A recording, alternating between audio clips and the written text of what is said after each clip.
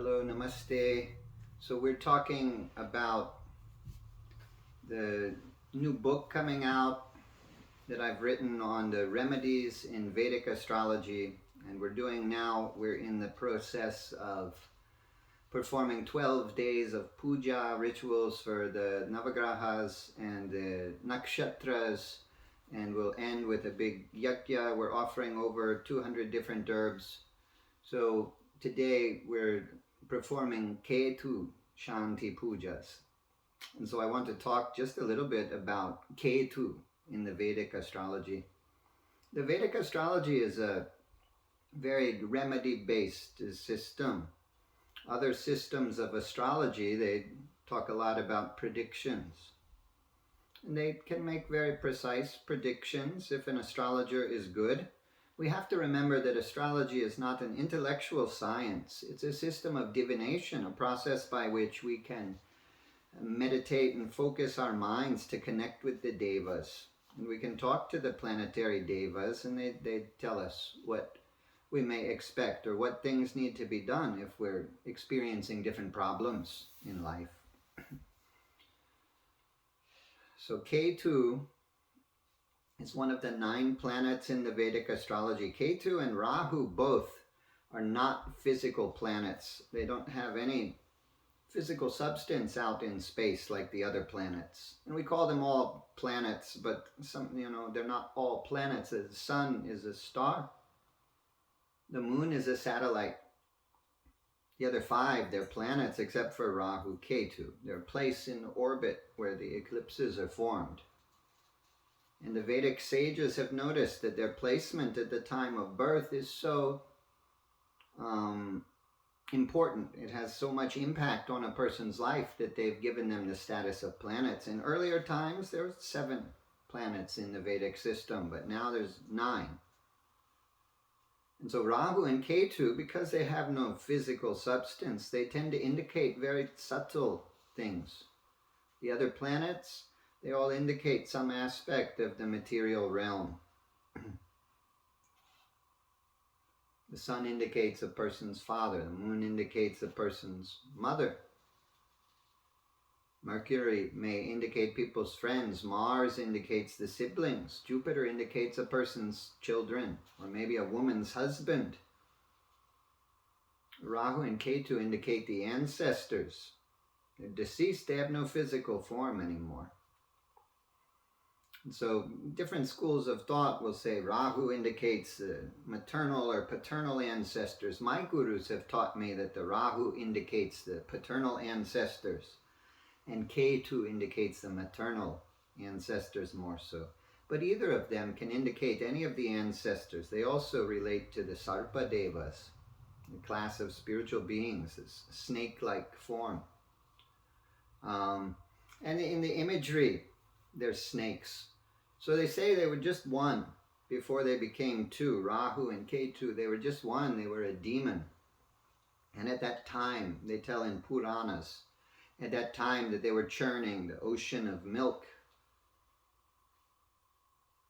Things were coming out.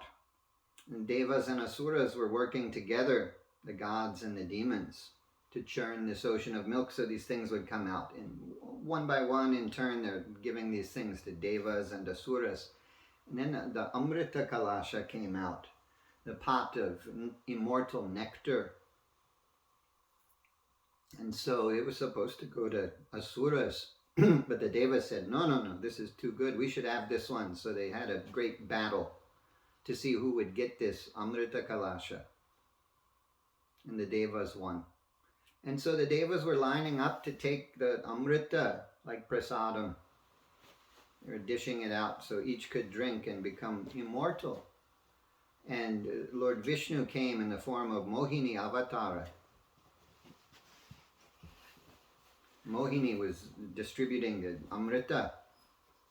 And the first thing this will tell you about Rahu and Ketu is they're sneaky guys. They're very tricky, very sneaky. So they, even though they're a demon, not a god, they snuck in the line with the Devas. And they took the Amrita. They were sitting right between Chandra and Surya, the moon and the sun. The moon and the sun went and they told He said, this guy, he took the Amrita he shouldn't have taken. He's Asura, he's not Deva, he shouldn't have taken. And so Mohini came, got enraged and took the Sudarshana Chakra and chopped in half. And the head that remained is Rahu, and then the body without the head is Ketu. But they remained alive because they had already taken the Amrita. And so they were praying. And the Lord came and gave them a boon. They said, you'll have the chance to seek your vengeance on the sun and the moon. They can eclipse the sun and moon now. Lord Shiva came and he cut a snake. He gave the head of the snake to Ketu because he's missing the head. And gave the body of the snake to Rahu because he's missing the body. And so Rahu's just a head with a snake body. The imagery, sometimes the imagery is a little bit backwards. There's a lot of confusion about Rahu and Ketu. They say when they got chopped, the Rahu fell to the palace of the Maharaj and grew up there. And Ketu fell to the hermitage and grew up with sannyasis. And so Ketu is very spiritual. Rahu is very materialistic. Ketu is very spiritual. But they both indicate a lot of troubles. They're very malefic. They're the most malefic planets in the chart. Much less than any of the other planets will we do anything to strengthen these guys. When Ketu is placed, even when he's placed in a benefic way in a chart, he's still capable of causing a lot of trouble. So we want to be careful. We don't want to say his bija mantra or his mula mantra. Om Shram Shrim Sraum Saha Ketave Namaha. We don't want to say this because we'll just give strength to that energy of Ketu for better or for worse. We don't want to wear his gemstone Vaidurya, the chrysoberyl cat's eye. We don't want to wear it generally, and I've never recommended anyone wear this stone. Maybe if they wear it as a part of the Navaratnas. Otherwise, you have to consider you'll be increasing the negative effects of Ketu. Both of them, they cause a lot of problems. They indicate subconscious things, unconscious, what's unseen, what's unknown. So if somebody has some traumas, the Ketu will indicate this. Rahu also can indicate this. Anything that we're unaware of that's affecting us. It can be spiritual forces. It can be toxins, poisons. One time, I knew a guy who was having some breathing problems. And I looked at his astrological chart. And the indicator there in his fourth house indicating his home was Ketu was placed there. In a nakshatra indicating the air. And so I said to him, there must be some poison, some toxin in the air. So you need to check your air conditioning system or whatever. And this guy got a quote for getting that work done, and it was very expensive to have someone come and try to check or clean the air conditioning. And so he decided against it. I said, at least we should do some Ketu puja in your home then. And we did the puja. Years later, they were doing renovation in the house. And they had to rip out some of the air conditioner ducts. And they found in there a very toxic black mold. And those construction guys left, and they sent another crew back with hazmat suits covering their whole body to remove all of they had to remove it all because it's very toxic, poisonous. And so they got the pipes all out of there. And the guys who removed it, they said to them, it's amazing that you're still alive with all this toxic mold coming into your air and your lungs. It's amazing. You shouldn't be alive. Maybe by grace of Ketu, Om Ketave Namaha, they were saved from that. But it's a good example of a hidden difficulty, a hidden poison, toxin coming in the air, indicated by Ketu. These very subtle, hidden things we can't find, like a snake. They both relate a lot to snakes, Rahu, Ketu. You can't see a snake hiding in the grass. If you walk in the tall grass, it's a real danger. It's an analogy I give in the sadhana. Because if people haven't faced the inner vasanas in the mind, then these things it's the seeds of karma. It will create karma in the future. So there's a lot of confusion about Rahu Ketu because they're very subtle. And a person has to have faced all their inner feelings. If there's any trauma, a person has to go back to those feelings and feel them and release them and cultivate the positive opposite emotions. Then only can they see clearly the indications of Rahu Ketu. Also, there's varied descriptions of Rahu Ketu. What is the color of Ketu? A lot of times they'll say Chitra Varnam, meaning a variegated, different colors. Ketu, the gemstone of Ketu, it has a lot of variation in its color. It could be a light yellow, it could be greenish, it could be brown, it could be black, it could be gray, it could be whitish. There's a lot of variation in the color of that cat's eye stone. And often, on the puja altar, they ask you to put variegated color cloth, different colors for Ketu. Otherwise, some will say he has the colors of Mars, red. Some will say he has the colors of Saturn, black or dark blue. We tend to offer dark colored flowers for Ketu. Ketu and Rahu. Some scriptures will say that the Ketu has same colors as Rahu, which is like smoke or like a shadow. It's not really any color in the world. And some have said that the 7 planets indicate the 7 colors of the visible spectrum, and Rahu and Ketu indicate the ultraviolet and infrared rays of light, which aren't visible to the eyes. That makes some sense, this description. But various different colors can indicate this planet. Years back, I was doing Ketu Homam for many months, 3 or maybe 6 months, I don't know how many months, but I was doing this Homam. And I had the darshan of Ketu. At that time, a lot of spiritual beings would come when I was doing the homam. I would be in this elevated state of consciousness from chanting and making offerings all day long. And so I would see all these spiritual beings. And I was just in the habit of not really talking to any of these spiritual beings when they would come. Sometimes ghosts would come, sometimes demons would come, sometimes devas would come. And I just try to stay focused and keep making the offerings.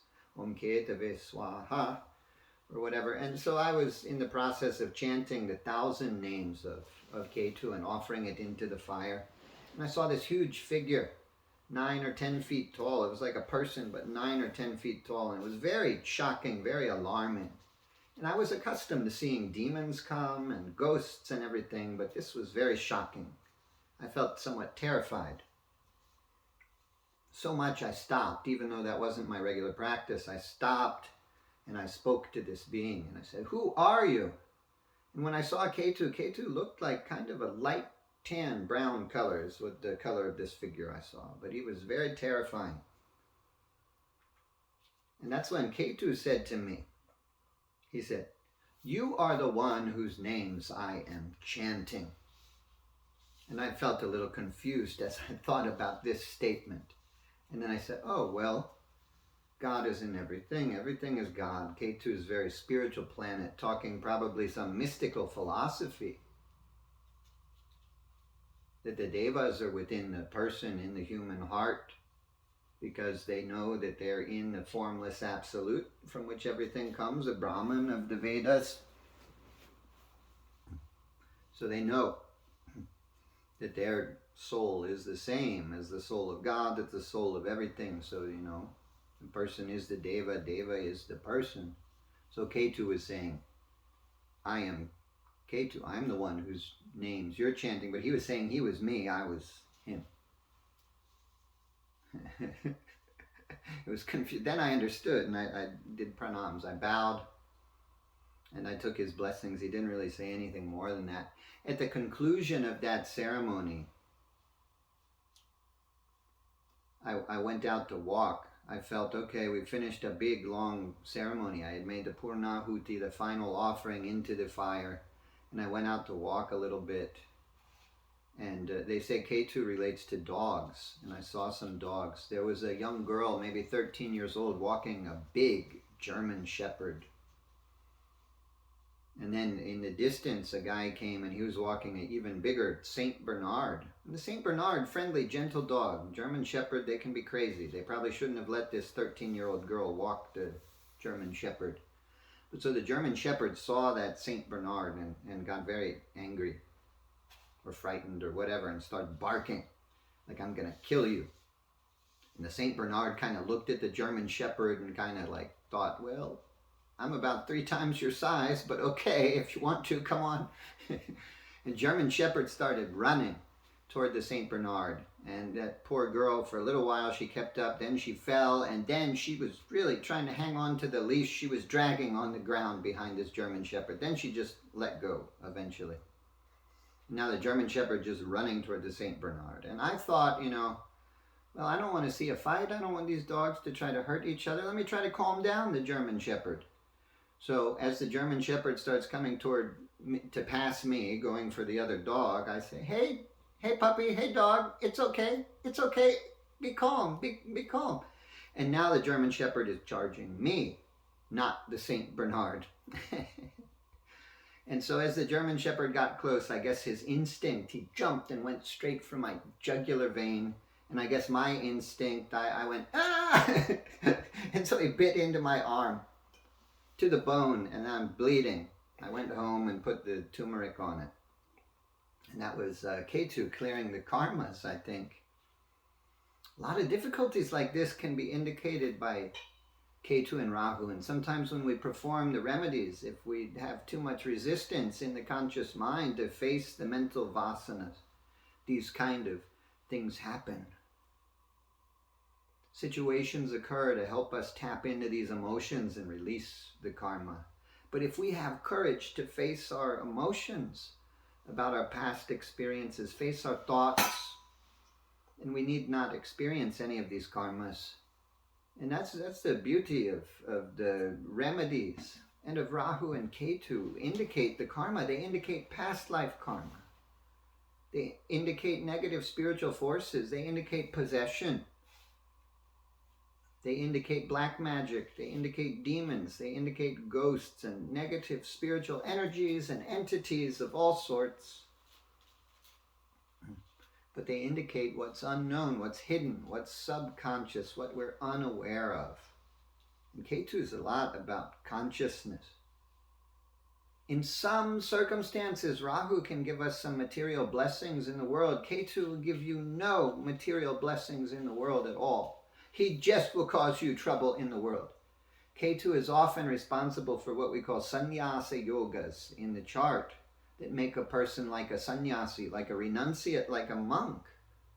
Because Ketu will cause trouble in whatever aspect of life that he's indicating for you, whatever house he's placed in. He'll cause trouble for that area of life.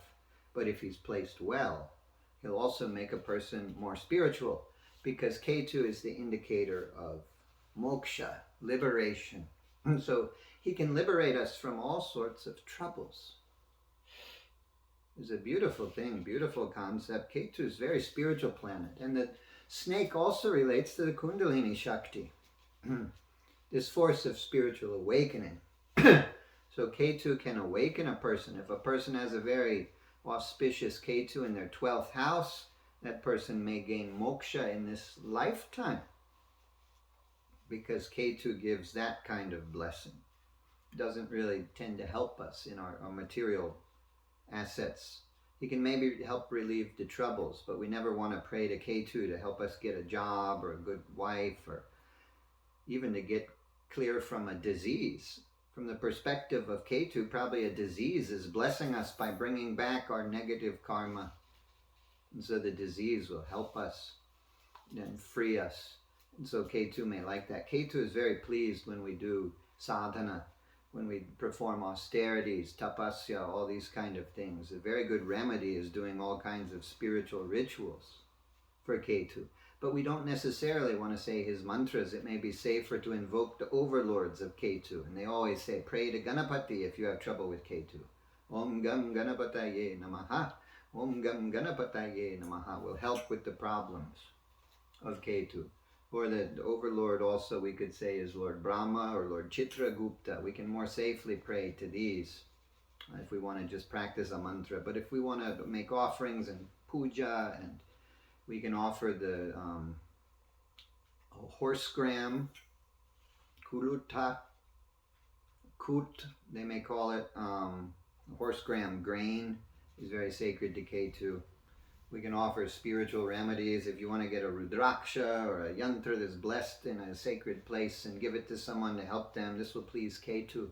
We can do these kind of offerings on a Thursday evening is the day. They relate to Ketu. The 7 days of the week relate to the 7 planets. Thursday evening, after the sun sets, is sacred to Ketu. So if we do perform a remedy, make a donation, or whatever, at that time it will please Ketu. And so if we have troubles in the birth chart indicated by the Ketu, we can make these offerings on a Thursday night. One other point I want to mention is that when Ketu aspects various different planets, we may get troubles. We'll see an indication of trauma. If Ketu aspects the moon, that person may get very depressed. They may become suicidal. They have a lot of emotions from the past life that they didn't face, and now certain events will happen. It will trigger a release of disproportionate seeming emotion, and they'll act crazy unless they can sit there with dispassion and face these things. That's a great blessing from Ketu, actually, to help us to release these things that usually remain hidden, and the instinct of the ego keeps them hidden. So few have the urge to look within. If we sit silently in meditation with an openness to feel what we're feeling, we think about how we feel about past events, we can write down the negative thoughts and feelings and burn it to release it. And then practice the positive opposite. This kind of practice really pleases Ketu. It helps us. If Ketu aspects the Venus, maybe we have a sexual trauma.